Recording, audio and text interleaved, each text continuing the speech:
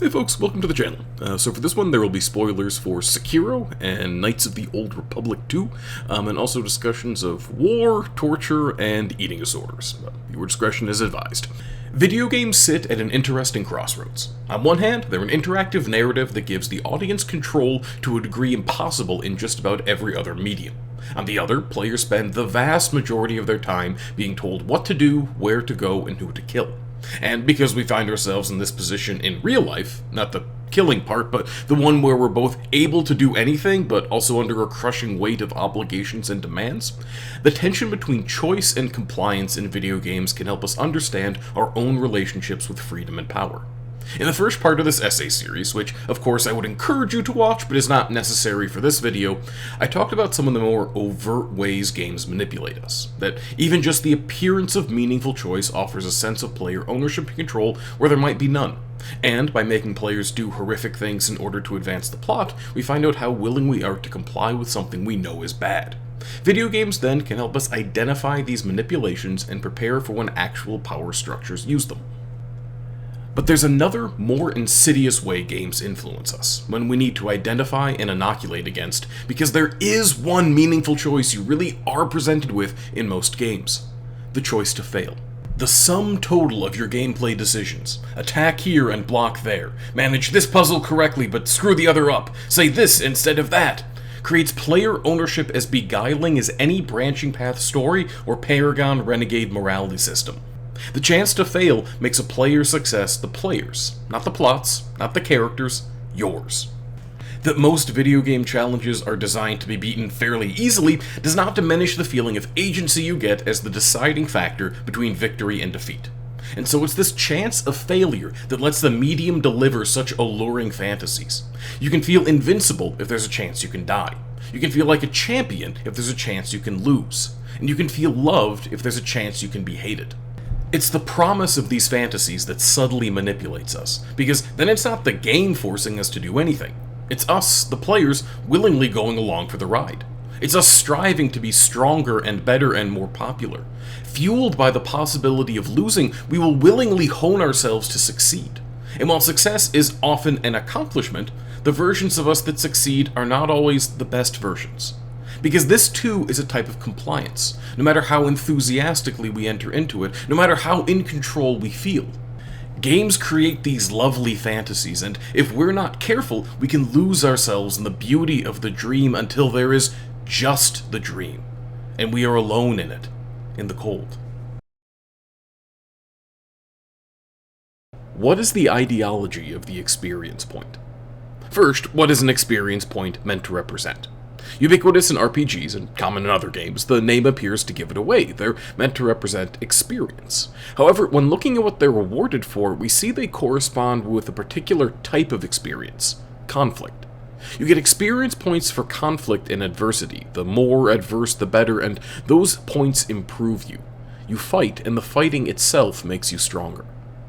One of the core fantasies in video games is accumulating power, progressing as a character, leveling up and crushing the challenges before you. Games accomplish this by starting you off as weak, giving you a broken sword, taking away your power-ups, tossing you against bosses you can't possibly hope to defeat, and then drip-feeding you improvements, usually quantified by experience points and stats. The more you fight, the more you kill, the more points you receive and the stronger you get. It's simple, but it's an incredibly effective Skinner box. Seeing the numbers on the screen getting higher scratches some deep psychological itch for us. This power fantasy, or perhaps progression fantasy is a more accurate name, is a vital driving element to games, one that often rivals or eclipses both narrative and fun as the reason we play. It's also how games get us to do what they want us to do.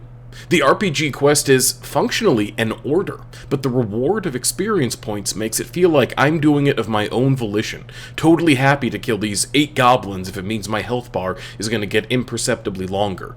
And it is, a lot of the time, killing. 8 goblins, 10 bears, 100 heartless, 1 dragon.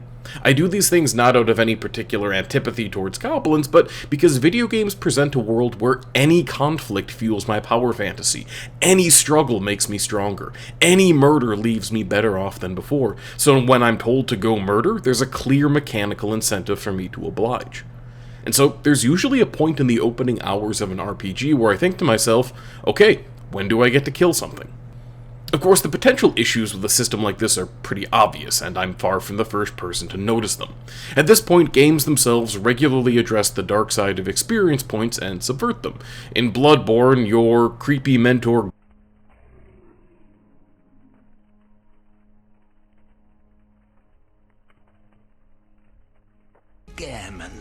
waves away the why of you killing beasts, explaining instead that this is just what hunters do. Undertale becomes even more meta. It establishes in-game that its EXP points are execution points, and your character's LV is their level of violence. Germane to this essay is that Chara, the ghost demon child you mantle in a No Mercy run, described themselves as the embodiment of stats, and their arc is a bloody march to increasingly large strings of 9s. And then there's the beloved mess Knights of the Old Republic 2, where the fact that your player character seems to be growing stronger by feeding on the deaths of your enemies starts to really freak your teammates out. It's KOTOR 2 I want to focus on right now for two reasons. The first is that it establishes experience points as a direct stand-in for personal growth through conflict, and it supposes any conflict will improve and refine you. The exact quantification of that growth isn't diegetic, but your character getting stronger by killing enemies and taking on quests is not just happening on a gameplay level, but a narrative one as well. The second is that mentor villain Kreia engages with this ideology. She believes in it, that the only way for someone to get stronger or better or righter is hardship, but she's critical of getting lost in the loop of mindless self-improvement. She evangelizes the sort of brutal social Darwinism, but also chastises your character for killing people senselessly. She both affirms the validity of this system and warns against its inherent flaws. As a character, Kreia ends up kind of being an esoteric space libertarian, but for the purposes of this essay, she's useful. She makes explicit what the experience point actually stands for, and spends large swaths of the game warning you against its siren song. I also want to talk about KOTOR 2 because, unlike Undertale, which does give you a meaningful option to avoid getting stronger through killing, KOTOR 2 forces you to play along. It's an Obsidian game, so there's more emphasis on dialogue and debate than the standard RPG, but there is still a bunch of unavoidable fights. And if you use some of the restoration mods that implement unfinished elements from the original design, you have your party members facing off alone against various Sith Lords. If you haven't been keeping up with their power progression, they're going to die, in gameplay and in story. I like this because, yeah, there are times where conflict is inevitable or productive. Doing difficult things has made me a more competent and confident person, and acts of resistance against the powers that be have made the world a better place. The concept of the dialectical, that the world is driven through opposing forces struggling against each other, is central to a lot of ideologies, Marxism included. And yet, belief that any competition is fundamentally good underpins the most callous versions of capitalism. And the fetishization of power for power's sake is the core tenet of fascism. The progression fantasy, by having every fight make you stronger and make getting stronger a central and awesome part of the game, has these ideas within it too. It is not an immoral system, the level up, but it is by definition amoral. And if we give ourselves completely to the joy of amassing power, we become foot soldiers for that amorality, driven just by a need for more conflict, more growth. So, what is the ideology of the experience point? What does it believe? It believes fundamentally that conflict makes us better, makes us stronger, though it makes no distinction between the two. It believes that the fiercer the struggle, the greater the reward. It believes that a driving function of life is attaining power, and that we can continue that process almost indefinitely. Perhaps the most primal appeal of the experience point, though, is that no struggle is ever wasted, no victory ever inconsequential, no fight ever pointless. It all improves us. Everything happens for a reason, and that reason is our betterment. It's no wonder this fantasy is so alluring. It's no wonder that we gladly play into it, that we do what the game tells us to do. We kill all the bosses. We go for the platinum trophy. We grind until we're max level. We work 80 hours a week and brag about it. We sleep 4 hours and take it as a point of pride. We subsist on 500 calories and a pot of coffee and find romance in the starvation. We suffer through financial desperation, through the brutality of our culture, through the indifference of our universe, and we tell ourselves that it is all making us stronger, making us better, giving us power. It is a comforting fantasy progression, and if we lose ourselves in its lust for conflict and growth, we will believe it is doing us a favor while it consumes us. There's a moment in KOTOR 2. Kreia is telling you about the Sith Lord Darth Nihilus, who is addicted to feeding on Force-sensitive life. When there was an emergency Jedi Council meeting, Nihilus sensed the Force amassing and, in a single stroke, consumed the life of everyone on the planet. One of the available responses is to ask how such power is possible. And Kreia, with venom in her voice, replies, "Power? No. Hunger. There is no strength in the hunger he possesses. It devours him as he devours others, and it rules him, not the other way around." So we've talked about the power fantasy of your character getting stronger, but there's another fantasy, related yet distinct, that I want to talk about as well. The fantasy of you, the player, getting stronger. And just like the power fantasy, the fantasy of getting good can facilitate obedience. To explore this, let's look at FromSoft's Sekiro Shadows Die Twice, whose narrative is explicitly about compliance. On one hand, the protagonist's loyalty to his young master Kuro is never treated as anything but admirable. On the other, the game's incredible final boss doesn't actually want to fight you, but because he's been brought back from the dead to fulfill a wish, he has no choice but to wreck you over the course of 4 phases. And while none of the game's endings are particularly happy, the unambiguous worst one comes from blindly obeying your terrible adoptive father's command to betray your friends. But maybe the most interesting way the game explores compliance is through the minutiae of its gameplay. Other FromSoft games, with a staggering number of weapons and potential builds, insist you learn broadly applicable fundamentals like dodging and spacing, but give you a lot of latitude in how you actually kill your enemies. In Sekiro, though, every playthrough is as a sword ninja, and because there's less player customization, the game can be more specific in what it demands from you.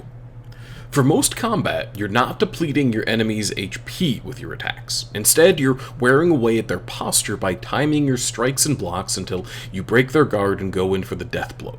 Because the enemy's posture bar gradually recovers, you need to be relentless in your attacks and fearless in your parries, staring down the enemy and engaging with them up close, blocking and striking at the exact right moment, over and over, until one of you falls. In case it's not obvious, I love this stuff. It makes the sword fight feel cinematic, almost choreographed, and forcing you to stay in your enemy's face ratchets up the tension. But maybe most of all, there's immediate feedback to what you do, telling you whether you did it correctly or not. And as devastating as your mistakes feel, stringing together success after success after success is genuinely thrilling.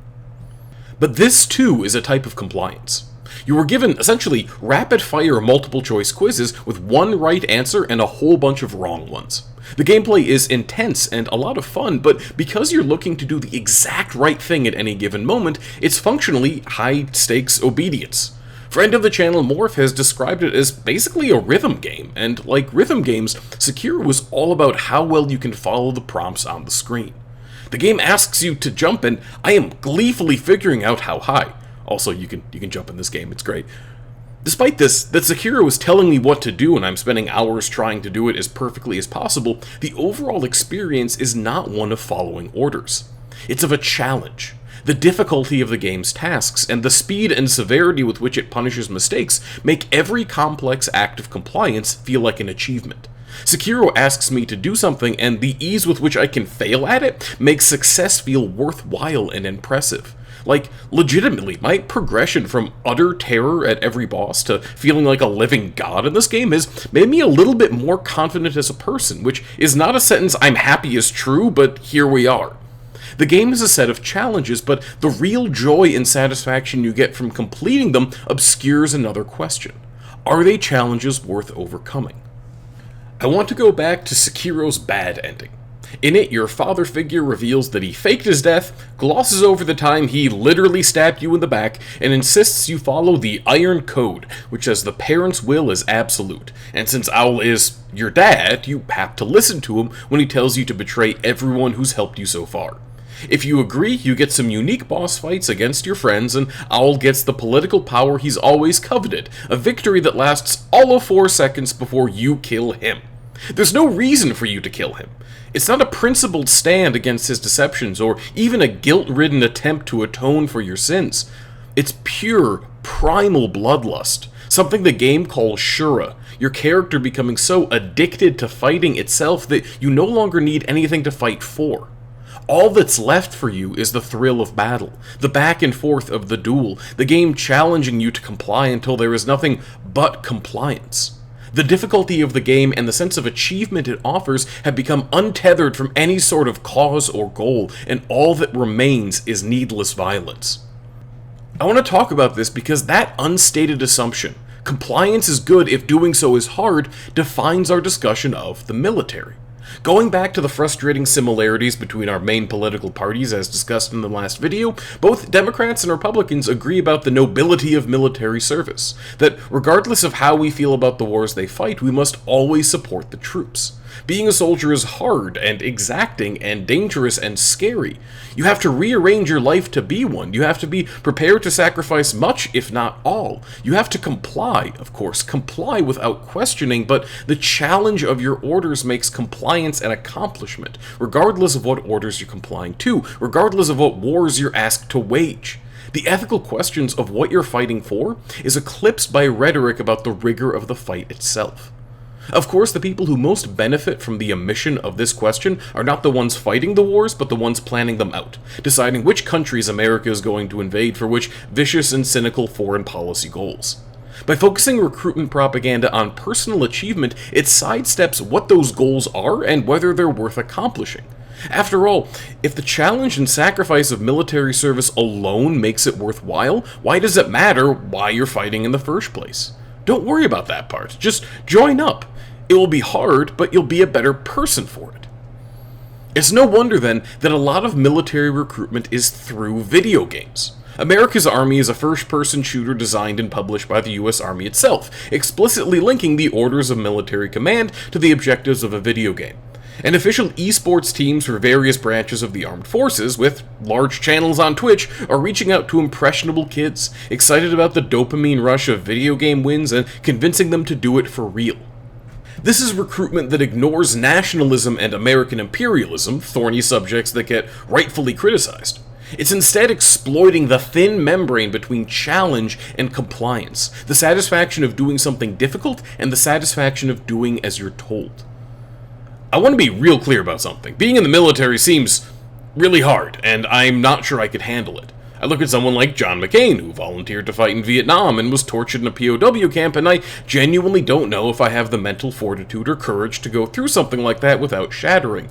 And because I'm not sure, part of me is hesitant to criticize him, or anyone in the military, or the military itself. But so long as I'm in awe of the achievement of military service, I'm not able to interact with the ramifications of it. Because, yes, John McCain sacrificed a lot as a soldier, but for what? For a war about overthrowing a democratically elected government and a sovereign nation because we didn't like the cut of their jib? For a proxy war that killed over 1 million people? For a sequence of atrocities in service of American imperialism? Yes, military service is hard, brutally hard, and probably unimaginable for someone who's never done it, but if the conversation ends at its difficulty, we never face the morality of the war itself. In Germany and Austria, there are monuments to deserters. Given German history in the 20th century, I shouldn't have been surprised that there would be monuments like these, but I was. I was because in every bit of political discourse and spread throughout most mainstream media, deserters are presented as the lowest of the low. They're even worse than soldiers on the wrong side because at least those soldiers aren't cowards. We need to rethink that, at least I do, because if we accept the reality that most, if not all, wars have bad actors, and that most wars are atrocities committed for no reason other than accumulating power, and that all this gets obscured by the ways we romanticize military service, then deserters represent a totally justified refusal. Yes, obviously, people deserting the Nazi war machine are doing the right thing, but in many wars, most wars, maybe all wars, when young people are asked to lay down their lives for a cause that doesn't deserve it, the right thing to do is to say no.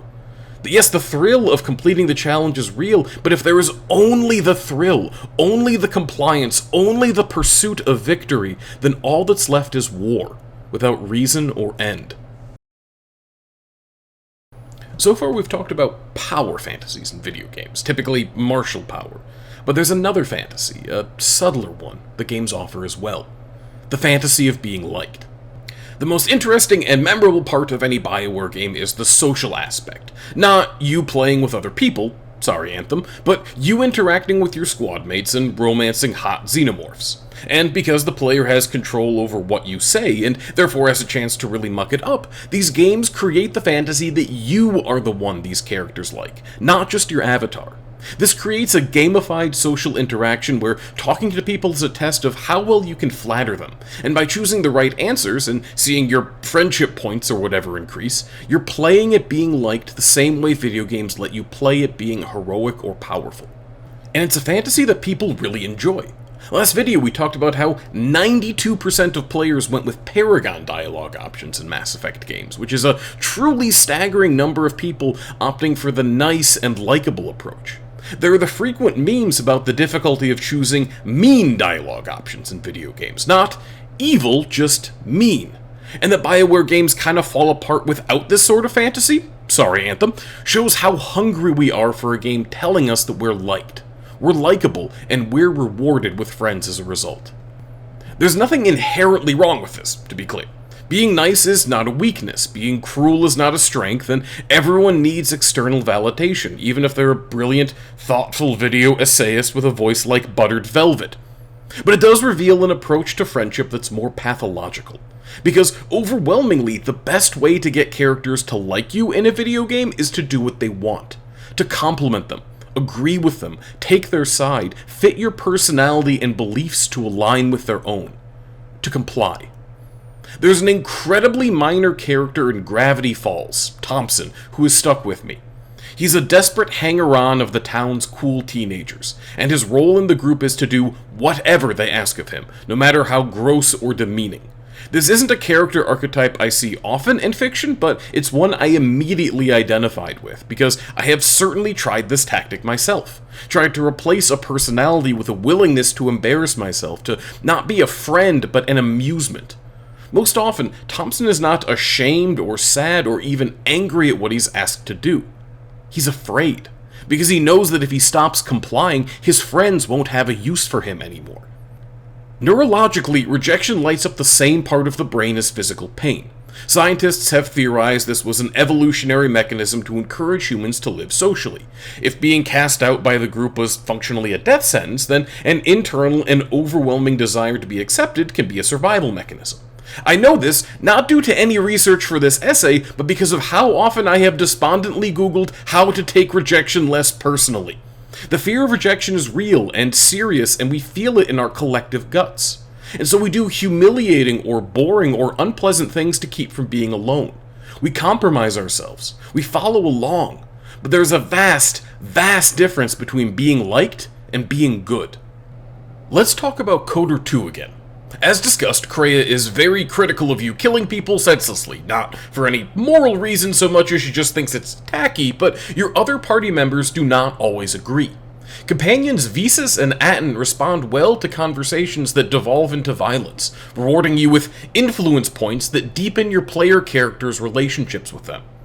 Even though this needless bloodshed is usually a dark side morality option, it can still be advantageous for light side characters to murk some innocent people to level up their friendships. This is what happens when the fantasy of adoration overpowers everything else, when the drive for acceptance blitzes past basic morality. The gamified relationships of KOTOR 2 make these dangers clear, but though they're less blatant in real life, they're no less serious. Last video we had talked about the famous Milgram experiments, where participants were asked to press a button that delivers electrical shocks to strangers in another room. The shocks were staged. No one was actually getting electrocuted, but the participants were led to believe it was all real, and that they really were hurting people and perhaps killing them for no other reason than an authority figure was telling them to do it. The thematic connection between this experiment and the compliance in video games we've been discussing is, I think, obvious, and the fact that so many participants in the experiment went through with shocking the strangers drives home the importance of addressing this idea. But most relevant to the fantasy of being liked is that when this experiment was repeated recently and paired with a personality test, the people most willing to electrocute strangers were the nice ones, the agreeable ones, the conscientious and polite and helpful ones who didn't like conflict or inconveniencing people. And here we see the dread endpoint of this fantasy, the terrible extreme of compliance. Pain, senseless pain, all because it's easier to follow orders than it is to question them. The nicest and most cooperative versions of ourselves are not just not good, they're the most useful ones to fascists. They're the most easily manipulated into doing terrible things. We can be kind and liked and evil, earning nice blue friendship points as we carry out atrocities. We've talked about the drive to be strong, to overcome challenges, to be loved, and the ways that video games enable those fantasies and highlight their potential dangers in the real world. And there is a real-world culmination of everything dangerous about those fantasies, about the overwhelming need for quantifiable achievement and difficulty and acceptance, an application of every distortion we've so far discussed. The eating disorder. Yeah, so here we're going to be talking about eating disorders, so if you'd like to get off the ride, I totally understand. In college, I studied abroad, and I took this as an opportunity to try to make myself better.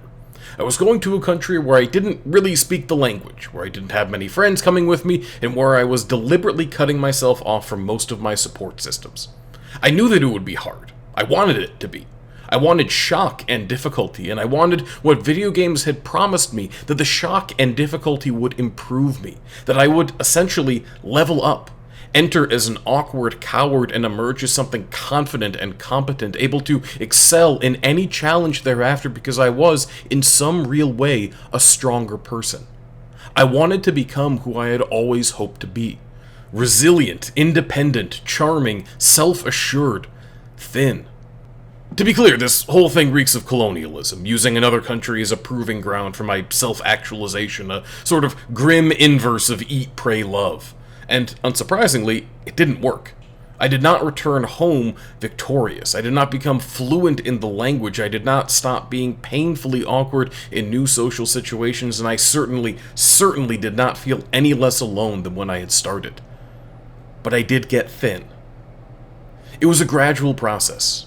It started out just as a diet, like I had done many times before, limiting my calories and upping my exercise.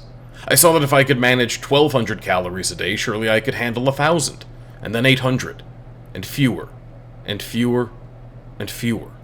There was no point where I thought to myself, I am developing an eating disorder. Even the induced vomiting felt like a perfectly natural extension of the diet. The logic of it was intoxicating and all-consuming. If eating 600 calories a day was good, then 500 must be better. If an hour of exercise made me strong, then surely 2 hours would make me twice that. The ideology of the experience point was not paying off anywhere else in my life. Things were brutally difficult, but I never got tougher, never more confident, never better socialized. But here, in a space quantified by calories and macros and pounds, the fantasy was total. I got to suffer and I got to count it. To count how much I was starving myself and count how much it was changing me. I had all of a video game's min-maxing, all of its illusion of power and choice, and I was following the numbers to an obliterating dream. To be better. To be smaller. To be less and to be loved. Of course, looking back, I don't remember feeling loved. I don't remember feeling stronger. I don't remember even particularly liking my emaciated body. I do remember the mania of it, the pulsing need to eat less and less. I remember feeling in control, like I had conquered my hunger when it's so clear a different sort of hunger had conquered me. I remember that this was all I thought about. I remember the periodic incontinence and the weird psychological side effects like hoarding used candy wrappers. I remember gaining weight after I hit bottom, and the way that any extra flesh felt cancerous. Most of all, I remember the cold. A bone-deep cold that never went away. The first feeling when I woke up, the last feeling when I went to sleep. Something real and solid and in me and wrong, like a scalpel left after surgery. I remember swimming in a cool river and feeling like the cold had so consumed me there wasn't a body left, just a freezing, just a human-shaped figure of something shutting down. I had grown up as a fat kid, and had heard everything the culture was telling me. That I needed to eat less and move more, that my weight was a moral failing, that I was going to die unloved in my hideous body, that the best thing I could do to be good and to be loved was to lose weight, no matter the amount, no matter the cost. I had heard everything, and alone and hundreds of miles from home, I listened, doing everything they told me to do while believing it was all my idea, lost in the fantasy of progression and the logic of starvation. I believed, and I complied, and I dived straight into the fantasy. But I found it was no more solid than a cloud, and all it had for me was cold.